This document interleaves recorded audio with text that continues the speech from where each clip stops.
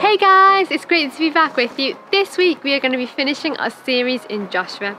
The 10 Commandments and the book of the law, which directed the Israelites how to live a life that pleased God, were really important in the Old Testament time.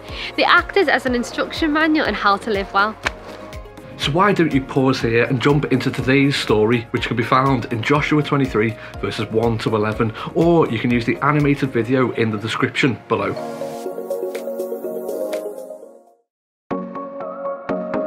Jesus confirms that he did not come to get rid of the law, but to fulfill it.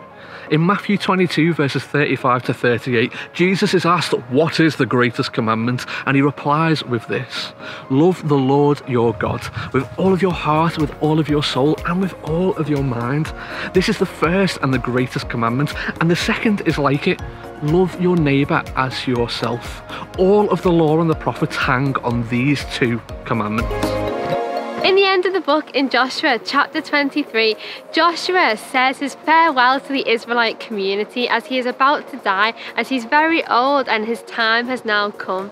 In this farewell, he focuses a lot on urging the Israelites to remember that it is God that has brought them this far, and it is God who has won the battles they have faced. He encourages them to be strong, carefully obeying everything that was written in the book of the law of Moses, to not get distracted by the things around them, but instead to stay focused on the path that God has for them. There is a call to not join in with the worship of other gods from other nations or partake in the way that they live their lives, but instead to remain true and faithful to God. As it says in verse 11, be very careful to love the Lord your God. This week we will be looking at the first part of this commandment, to love the Lord your God with all your heart and mind, and next week we will be looking at the second half. We are commanded to do this. Why? Because it will not always come naturally to us in our human nature. None of us, not even one, is perfect. Only Jesus is perfect, and that's why it was only He that could save us from ourselves. Jesus commands us to love Him with all of our heart, soul, mind and strength, and to love others as ourselves, because He knows we will need to choose to do these things. He instructs us to do these things, and they are like the instructions for a great recipe. If you want the cake to finish well and be the best that it can be, then there is a certain order within the instructions that it is important to follow. Otherwise, the cake could turn out like all sorts. These two commands are the first important steps in Jesus' instructions for how to live the best life that we can. They influence and affect all other areas, and everything else springboards off these two commands. Jesus calls us to love Him with all of our hearts. Our hearts are both fragile and powerful.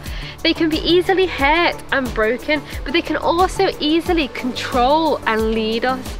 The book of Proverbs, a book focused on giving wise guidance in how to live, talks about the importance of resting our hearts under God's leading and protection.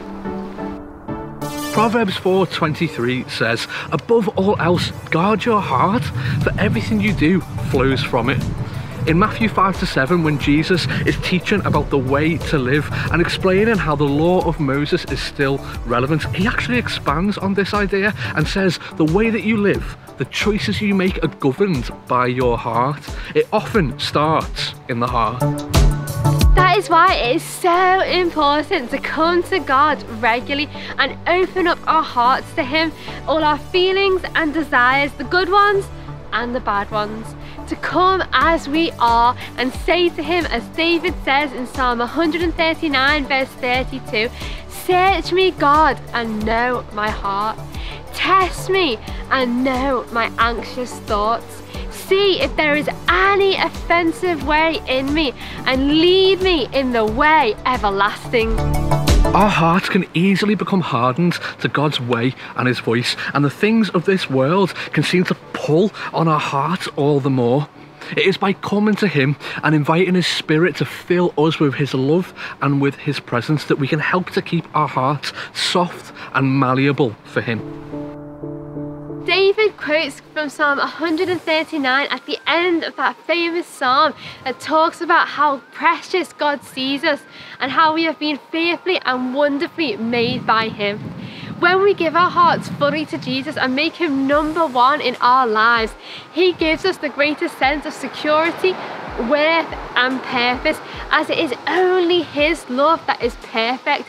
No other thing or person will ever fully satisfy us as fully as Jesus. Jesus also calls us to love him with all of our minds. Our thoughts are powerful and they can have a real hold over us. Fear and worry love to make their home in our thoughts. But 1 John 4:18 says that perfect love casts out all fear. God is love and he is perfect. And when we allow his presence to fill our minds, he is able to cast out our fears and our worries and bring us his peace. Philippians 4 verse 6 commands us, do not be anxious about anything, but in every situation present your requests before God, and the peace of God that transcends all understanding will guard your hearts and your minds in Christ Jesus. Again, Jesus knows that we will experience fear and worry. He did too when it came near to the time that he was going to be crucified. But what he urges us to do, and he's speaking from experience, is to take those thoughts, those fears and those worries and give them to God. And when we do, he is able to fill our hearts and our minds with his perfect, beautiful peace. Often a lot of our sin or mess ups begins in our thoughts. And the Bible encourages us to take captive our thoughts, to take a hold of and not just let continue on, and to give them to Jesus. In Philippians 4 verse 8, it instructs us to focus our minds on whatever is noble, right, pure, lovely, admirable, if anything is excellent or praiseworthy, to think of such things. We combat and take a hold of our thoughts by focusing our minds on these things, on the goodness and love of God, on his rich mercy and grace, and on all that is pure and good in this world. Romans 12 verse 2 declares, do not conform to the pattern of this world, but be transformed by the renewing of your mind. Giving Jesus lordship over each of these areas of our lives ensures that we can live the most satisfying life, but also follow in his footsteps in showing a radical way to live that is actually the most freeing that you can know. So guys, we've just got a few questions for you to finish this week. How is your heart doing? How is your mind doing? Is there anything in your life that is distracting you from God? And what do you need to give to God?